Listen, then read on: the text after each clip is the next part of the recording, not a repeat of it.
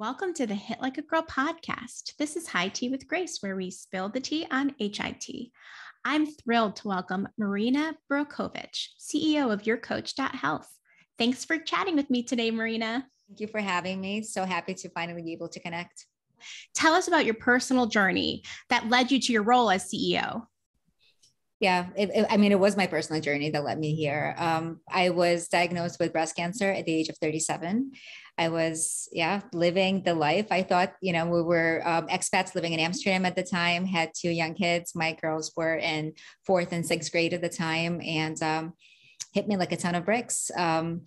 So I was diagnosed, underwent treatment in Amsterdam. One thing we were considering right away is, are we going to go back to US? Are we going to stay here? And one thing, somebody very wise who was really involved in a healthcare system there said that Netherlands is really good at treatment, just not really good at marketing ourselves. So I'm really glad that we stayed there. And I had chemotherapy, radiation, mastectomy, several reconstructive surgeries, you name it. My goodness. Oh. Yeah, it was a shocker. At the end of it all, when everybody kind of said, go on your way, live your life, you're healthy, you're good, I felt more broken than ever because everything was so different. My life was different. There was not a day that went by that I didn't think about cancer. You know, when you have a cough, it's just a cough. After you have cancer, a cough is not just a cough. Like you just think worst case scenarios, right? Absolutely. So I just started kind of just hacking away at myself, just little piece by piece, started with nutrition and with fitness and just like mental well-being and spiritual. I mean, all of those pieces needed to come together. I discovered health coaching in a process and became a health coach. Really wanted to just practice with a few clients, just kind of do my own thing. And then my husband, who is my biggest supporter and advocate and closest friend, and now CEO of YourCoach, he kind of pushed me. He's like, you can't just practice with pen and paper. You need a platform. You need something digital to communicate with your clients. Wow. Okay, cool. Let's create something digital. Sure. So went on to create a platform for health and wellness coaches. Some of the people who went to school with me started practicing on it as well. It was mobile only at first. And fast forward to today, it's a little over 2 years later, and we have over 2,300 coaches. Oh my gosh, that's amazing. And all from this incredibly traumatic patient journey where it's like really that whole phoenix coming from the ashes, like this beautiful thing, this amazing technology and coming from this totally horrific time in your life. What an incredible story. Incredible story. It's funny they say phoenix from the ashes because that's one of my friends. Like that's whenever we talk, that's how she always refers to me. She's like, you're like phoenix from the ashes. And at first I was like, no, not me. What are you talking about? And then the more I started thinking about it, I'm like, I'm just going to embrace this because I just really feel like this is my awakening moment, right? Like they say you have 2 lives and the second one begins when you realize you only have one, right? And that's kind of what it was for me.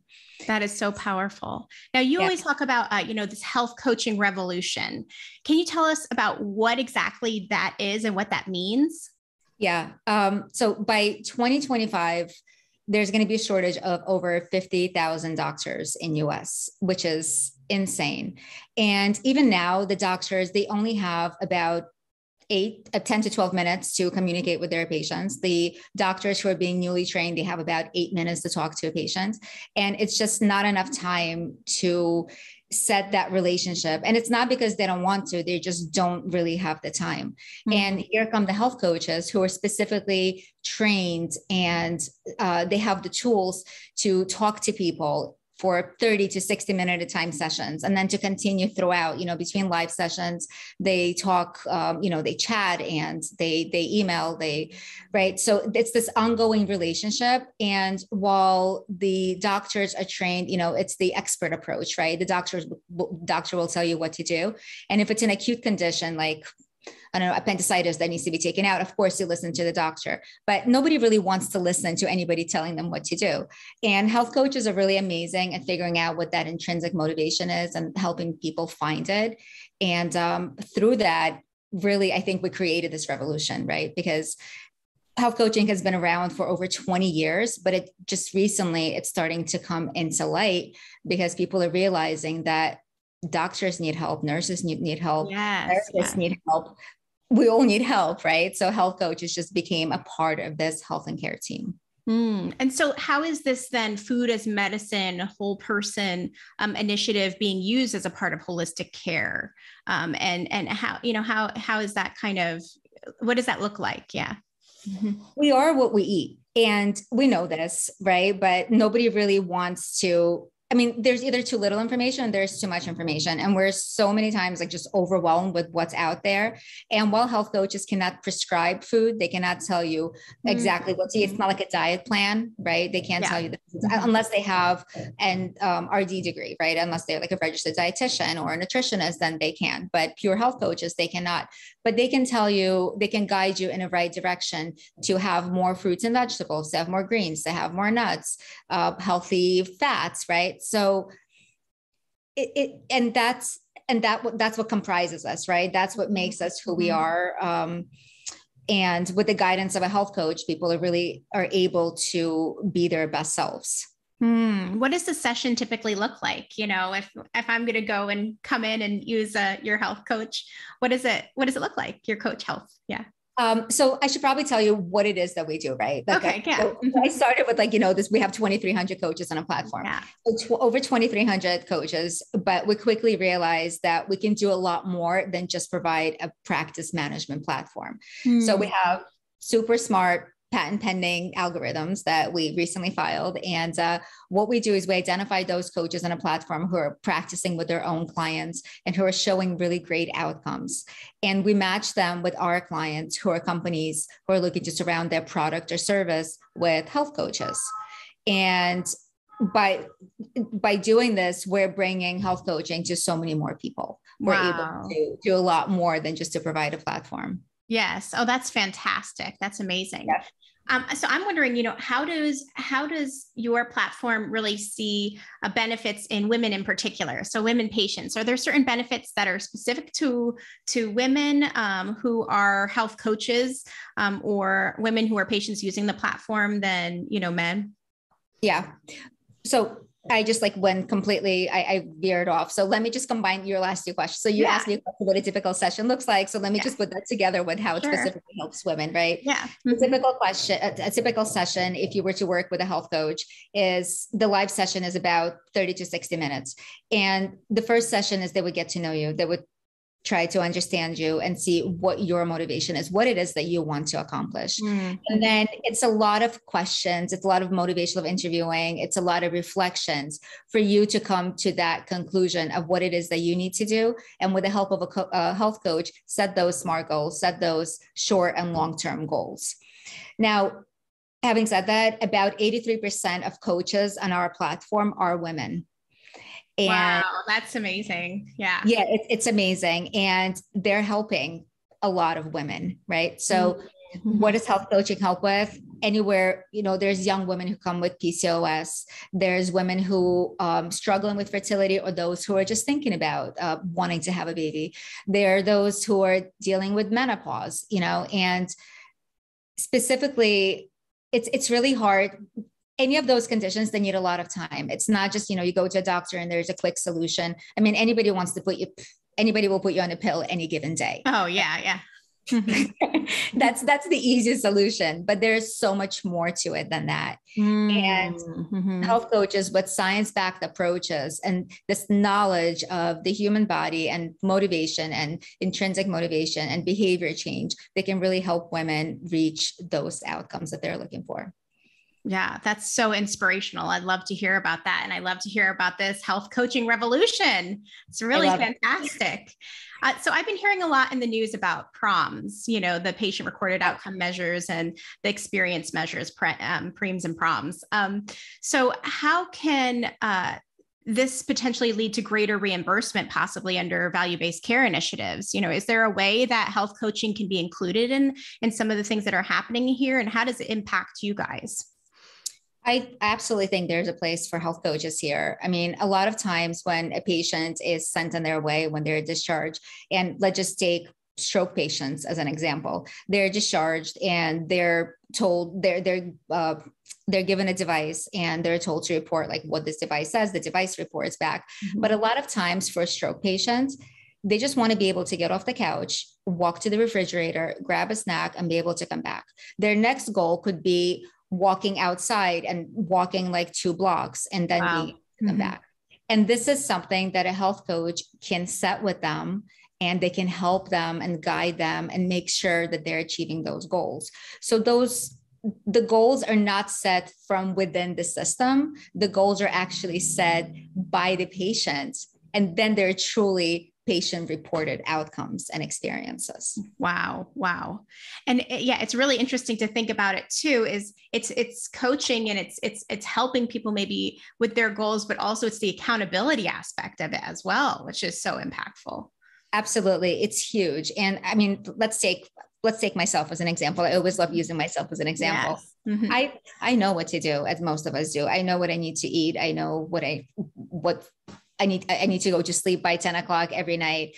I need to exercise. And while I eat right and I exercise, my stress levels are through the roof. I definitely don't get enough sleep. I definitely don't treat my body with the same respect as I would tell my clients to treat their bodies. So I got myself a coach, and this woman is phenomenal, and she is hardcore. She is super strict. There's no BS with her. Like, there's nothing, if I say something, I'm like, oh, I forgot to eat lunch today. She's like, well, did you forget to go to the bathroom today? I'm like, okay, this makes sense. Wow, like, yes. Somebody to just tell you what it is. Right. Mm-hmm. So yeah, accountability is huge, and we all need it. It's not just knowing what to do, but the accountability piece, like I know that I need to tell her, and I don't want to make her upset.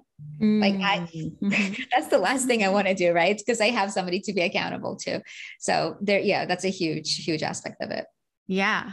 Where do you hope that health coaching goes in 5, 10, 20 years? What do you see as the future of this health coaching revolution?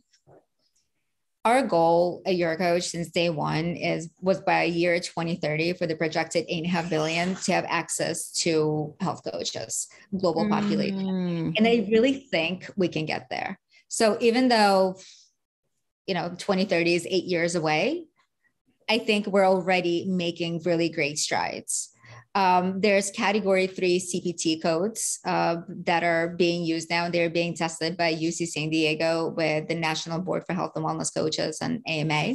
So we're hoping that in 24 to 36 months, because we all know how long this process takes, the reimbursements are going to be available. There's also health coaches have been recognized as an integral part of the health and care team, which is huge. And they're working within the system. So I think by more physicians realizing that they could use the help, by more therapists realizing they could use the help, and by more people advocating for themselves and saying, there's something to this. Let me find out more about like what this health coach is, how they can help me. I really think we can get there. It seems like you could prevent so much expensive care by just simply having a health coach from the earliest age possible. And also you could really help, prevent some of the more serious things that could happen during, after a chronic condition, if you're keeping your body healthy and safe. And so there does seem to be a financial reason, in addition to just it being important and critical and important for your body to do this and make sure these reimbursement models, they match up with the importance of what health coaching can bring. Absolutely. I mean, health coaches help anywhere from performance to disease management to disease prevention, right? Like they just span like right across the board. And there's so many studies that have been out there. We put together our first version, we were just babies in 2020, our first version of the health coaching report. And we're now working on version 2. So we can make that available in a show notes to anybody who wants to download it. There's a compendium of resources that we did kind of like a compendium of a compendium. We took a summary of it, right? That shows outcomes of a lot of studies that have been done. I'm really excited that we're going to be doing a study of effective health coaching on stage 4 breast cancer patients. Oh, wow. We're going to be doing it this year. Yeah. So there's so much information that's available out there about the effects. And there's so many more outcome studies that are being done constantly.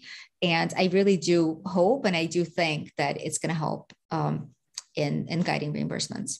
And I do appreciate so much your focus on that clinical validation. And it's like, that this is true because you've experienced it personally and you've seen it across these amazing users you have. And then to add that extra level of validity is just adding so much trust, I think, which will impact these reimbursement models for sure.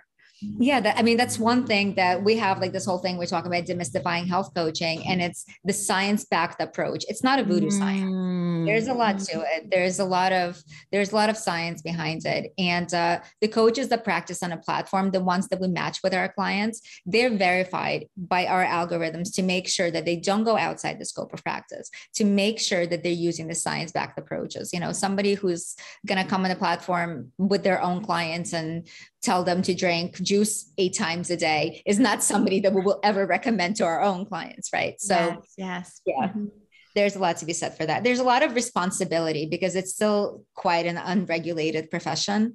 So as somebody who is at the forefront of it, there's a lot of responsibility to make sure that people are taken care of. That's so inspirational, very inspirational. And I'm very excited to see that report, especially since you did one in 2020 and so much has happened with the pandemic since then. It's going to be like a pre-pandemic, I guess we're not post-pandemic, but mid-pandemic, wherever we are, kind of report to see how has this changed? How have things been impacted?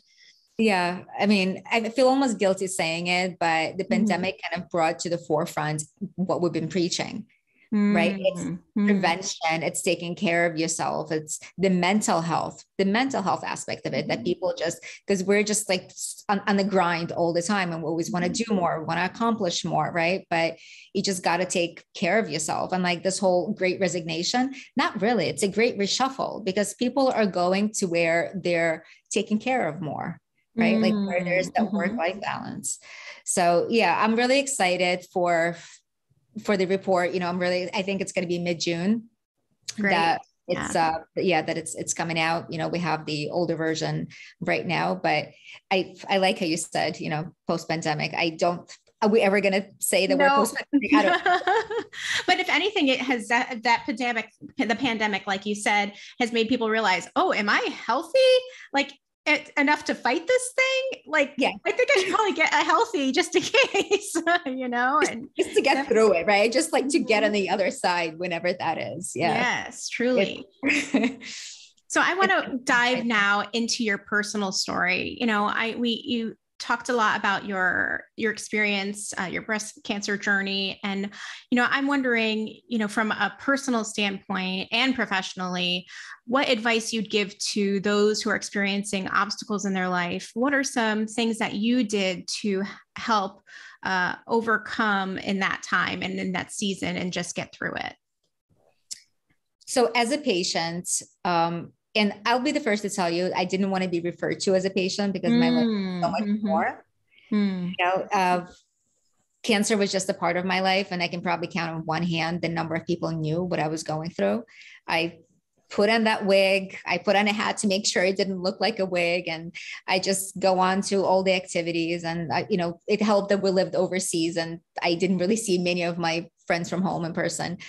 But when I was a patient, it was really important to advocate for myself because the resources that were given to me were not resources that were for a 37-year-old Marina who was in a prime of her life.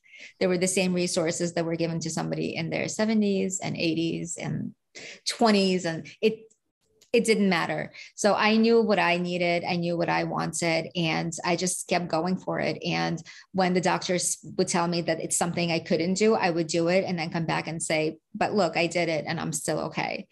And this refers more like to the exercise portion of my journey where I was told that I couldn't box. Like, what do you mean I can't box? Of course I can box. Because, once you're going through chemo, that's a great time to take up boxing, right? Like You can actually hit like a girl. I was hitting like a girl, right? Like it was amazing. And now like I'll preach it every day. Sorry, 1 second. You got to drink that tea. Gotta drink the tea. Gotta drink the tea to spill the tea, right? Yes. It's self-care. That's really the most important thing. Mm-hmm. And I'll tell my team, you know, it's great. Like we're working all the time, but it's work-life balance. Mm-hmm. You need to step away. You need to take care of yourselves. You need to take care of your families, of your friends. It's work-life balance. Yeah. So it's advocating for yourself and it's self-care. I love that. And, you know, now as a busy CEO, you have these amazing health coaches and other folks that you're working with. What are things that you encourage them to do to kind of take care of themselves and have that self-care? Mm-hmm. Set goals, short-term goals, set habits. You know, it's funny. One thing that we did this year. So I absolutely hate running. Like I love exercise. I love boxing. I love running. Tell me what it is about running that you love, because I want to love running too. It's when you hit the wall and you keep going, and that's when you feel good. You got to get to the wall and then keep going. I haven't gotten there yet. I'm still waiting for that runner's high, you know, but hate running. So at the start of this year, at the start of this year was January 10th. We got back from our holiday and I said, you know what, I'm going to run every day this year. Like every single day this year, I'm going to run like 3.5 kilometers, which is, I think, a little over 2 miles. And Eugene said, okay, great. I'll run with you. So we are on day like 100. Oh, that's amazing. And to have that partner with you too, where you both have that goal and it's a, you know, set goal and we're going to do this. Yes. It's amazing. So that you hit it right there. So it's having somebody by your side. It's having, number one, somebody to be accountable to. And number two, somebody that supports you. If it's in the same person, fantastic. That's even better. Right. So it's setting that goal. And now I hate running a little bit less. I don't love it yet. I just, you know, not as much. And it's not a chore. We just get up in the morning and we know it's something that we have to do. We'll do a run and then we'll come back and the day starts. Right. So it's setting those habits. It's being consistent. It's appreciating yourself and loving yourself, because we're so hard on ourselves all the time. And, you know, the same advice that we give somebody else is often not the advice that we take for ourselves. So I would say treat yourself like you would your friend or your loved one, and just set those goals and take care of yourself. Yes. And for our listeners really looking to begin that health journey, what are some recommendations you have for them? Setting goals, that's a fantastic recommendation, and that in itself could be its own recommendation. Do you have anything else that you'd say, oh, this is a great thing to keep in mind if you're looking to really start or improve that health journey?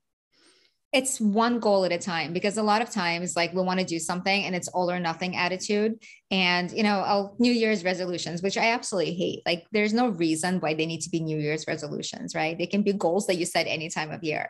But New Year's resolution, people just, I'm going to exercise every day and I'm going to eat right. And I'm not going to eat this and this and this. And I'm going to read like 2 books a week, right? Like, we set all these crazy goals. And then once one of them doesn't work out, it's like, okay, it didn't work out. Like, I'm done with this. And like the whole thing just goes out the window, which is so silly, right? Because if one of your tires goes out, you don't slash the other 3 just because, okay, like it's not even worth it anymore, right? So my advice is just pick one goal, and it can be a small goal. It can be just walking. I mean, there's so much benefit to walking that nobody ever talks about. It's that, right? Yeah, so much. I literally just said that exact sentence the other day to people. I was like, you don't need to run 10 miles a day. All you need to do is take a walk on the days where you don't have time to run or do whatever. You can. Walking is so incredible. Walking is amazing. And it's like this low intensity exercise, right? Because everybody's always thinking about high intensity. I need to do this, because it's really hard to find the time and even like motivation, right? Because until it becomes a habit, you do need some motivation to get there, right? It's so hard to find the time, but anybody can take a walk. If you're so busy, you can take your calls while I'll take some of my calls on a treadmill outside, like, and everybody knows, and there's no shame in it. I'm like, I'm sorry, I need to get my steps in for the day. Right. So, and people, they're like, oh, great, maybe I should get my steps in too. Next thing you know, you're just like walking outside. Right. So set those small goals. Like if it's just taking a walk outside, if it's getting just more vegetables at every meal, just make sure you have a vegetable at every meal. That's going to go such a long way. If you're having like 5 cups of coffee a day, cut it down to 2. Don't cut anything out, don't replace it with everything right away, but cut it down to 2. And then at some point, maybe you'll replace it with some tea, or yes. Right? Drink more water. Drink 8 glasses of water a day. I know it's so stupid, and we've all heard this so many times, but it works. Like it truly works. Right. So it's those little things. And I know it sounds like really trite, but when you listen to them over and over and over again, sometimes that's when it makes sense. True. It's almost like that has to be told to you 20 times for you to really get it. So say, oh yeah, you need to drink my water so I'm not dehydrated and like killing myself slowly. Exactly. Like I tell my kids things all the time, and it just goes in one ear, out the other. And then they'll come to me like a couple of months later. My friend told me that eating whole grains is really great. I'm like, really? Your friend told you? Great. Not anything I've been saying to you for years. So it's the same thing. It just, it hits home at some point. So before we end, I am wondering if you brought tea with you today. And I know I've seen the tea, so show us your tea. I did. Okay. So my teacup is actually super boring, but I have this cool little tea gadget that, that is so great. And what tea leaves do you have in there? What type of tea? So this one is green tea, and it has some rose hip in it. And, it has, I don't know, it's like a blend of different flowers, and it's delicious. That is amazing. What a nice contraption you have there. I also love to sometimes steep my own tea with the tea leaves. So that's great. With something like this, it just makes it really, really easy. So there's no excuses. Yes. I'm going to have to look on that online and find that. Absolutely. It's great. Yes. And now to finish this conversation off right, where can our listeners find you online? We're at YourCoach.Health everywhere. So we're on all the socials. YourCoach.Health is our website. If you want to get in touch with me, it's Marina at YourCoach.Health. We have a lot of exciting things coming up. We have a lot of exciting announcements. So just come along on a journey with us and join us on the health coaching revolution. That is too good. Thank you so much for joining us, Marina. Thank you, Grace. It was so amazing to be here with you, and lovely to have some tea with you as well. And thank you folks for joining us too. Check out the Hit Like a Girl podcast website page and YouTube for more great interviews like Marina today. Cheers.